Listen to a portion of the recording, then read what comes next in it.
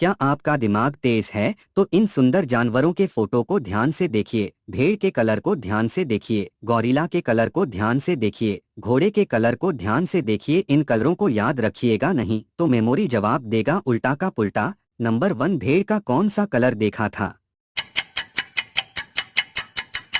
Correct answer option B है। क्या आपने भी यही कलर देखा था? तो लाइक का बटन दबाकर बताएं। नंबर 2, गौरिल्ला का कलर कौन सा था?